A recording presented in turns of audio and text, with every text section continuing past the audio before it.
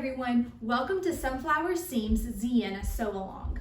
I'm really excited about this sew along as we get to tackle a pretty unique sewing technique, which is shearing. Zinnia is easily distinguished by its sheared bodice, and I'm really excited to get started. First, let's talk about the different styles that Zinnia offers. Whether you are creating the baby, child, or junior Zinnia, you have the options of 3 different puff sleeve lengths. There's the short puff sleeve, the elbow puff sleeve, and the long puff sleeve. Each size also offers 3 different skirts: simple, ruffled, and tiered.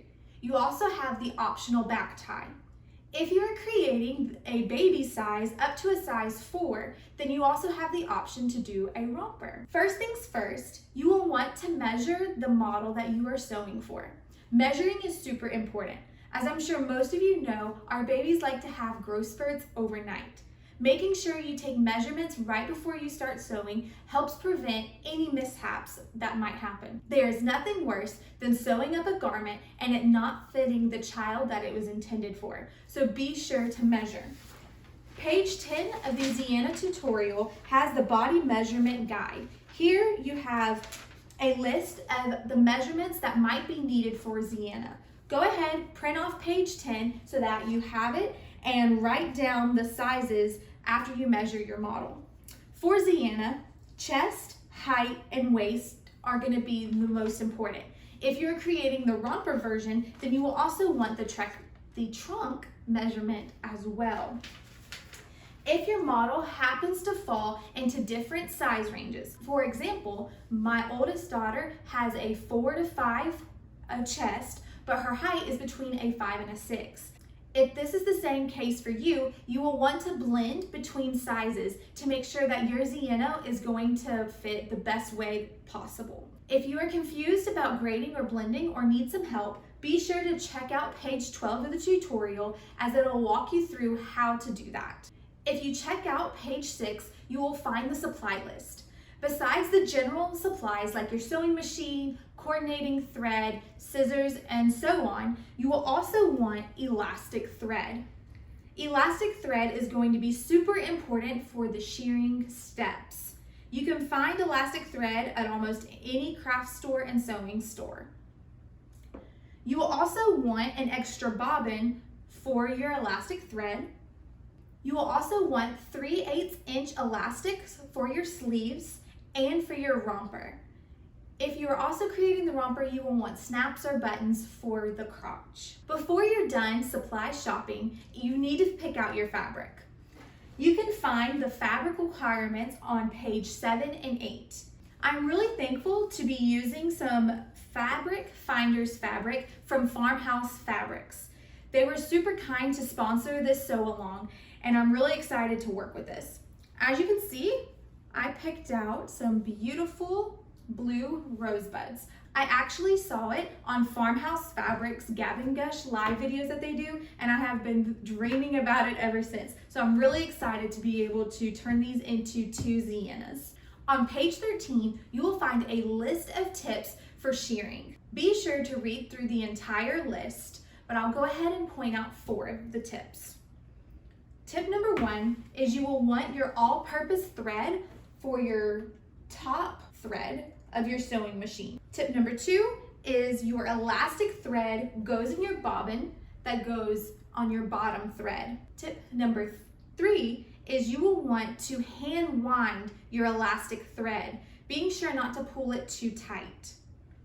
You will insert your bobbin into your machine as normal and pull out a decent amount, leaving about, I would say, a 4-inch tail before you start shearing. There are more tips available on a blog post on Sunflower Seams website. Also feel free to ask any of your questions in the Sew Along group or in our Facebook group. We have a lot of testers who are more than willing to help and have already figured out what certain machine settings look like. And that's another great point. Every machine is different. It's really important to play around with scrap pieces before you get started on your Zinnia. Some machines have an easier time of shearing while others have a harder time. A lot of the times the brother machines tend to throw more difficulty into the shearing process, but like I said, we have a whole group of testers who have had success with the brother machine and are willing to give some pointers as they have them. On page 16 of your tutorial, you will find a list of which pages to print off based on the options that you are doing. The pattern pieces that are available for printing are the bodice, sleeve, and romper pieces. All other pieces can be found in the cutting charts found on page 17 and 18. Once you have printed off the pages that you will need to complete the options that you have selected, the very first thing you are going to want to do is measure the 1 inch or 5 centimeter square found on page 64. It is really imperative that you check this immediately. If it is off at all, it will compromise the fit of your garment. And it would really be terrible to get to the end of this and your garment not fit. I have already checked my square, so I will not be needing to do that right now. If you're using a projector to cut your pattern pieces, then feel free to just hang tight for a second. If you have chosen to print your pattern pieces off, then here is how you assemble them. I personally like to use Elmer's glue to put my pieces together. Not only is it easy to make slight adjustments once you have placed your pieces, but whenever you use tape, if you're drawing on it for grading or blending, it's really easy to get the ink on your hands, and I've actually had that ink transfer to my fabric before. So I like to use Elmer's glue so that there's less smearing and less issues on your fabric. So first things first, I have already glued my bodice and sleeve pieces. So I'm going to walk you through putting together the romper. Now each piece is put together the same exact way. So even if you're not doing the romper piece or you're looking for your bodice and your sleeve, the process is the same. So first, you will see that each page has a box around it. This will be really useful when lining up your pieces of paper. There's also circles in each corner that have a letter. You will want to find the correlating circles and letters and line them up. I like to lay out all my pieces first before I start gluing, just to make sure I have everything in the right order and it all makes sense. So I'm matching up my O's and my N's, and you can see that the rectangle box around our paper is also going to line up.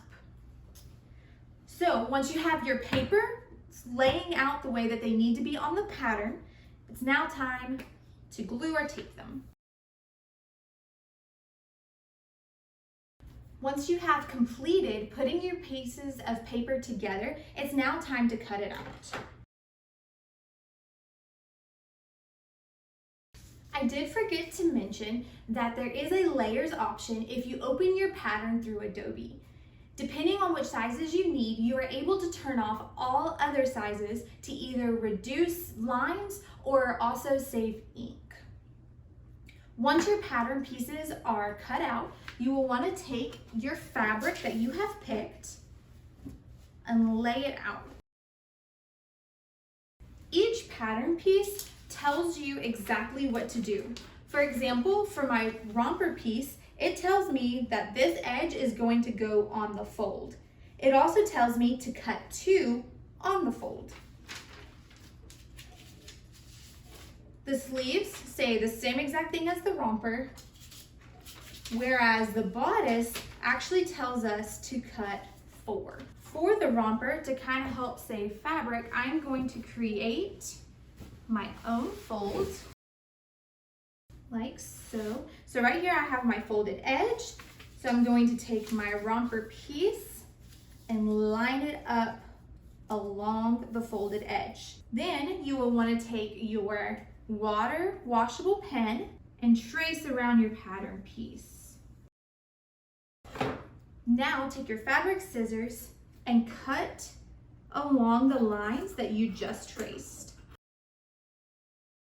You will want to repeat this process for all additional pattern pieces. Now let's make sure that we have all the pieces that we're going to need. No matter what version you are creating, you will want 2 of your bodice mains. This will be your front and your back, which is the same piece. You will want 2 bodice linings,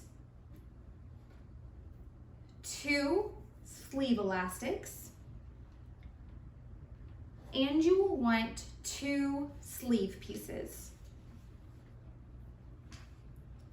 If you're creating the optional back ties, you will want 2 of your back tie pieces.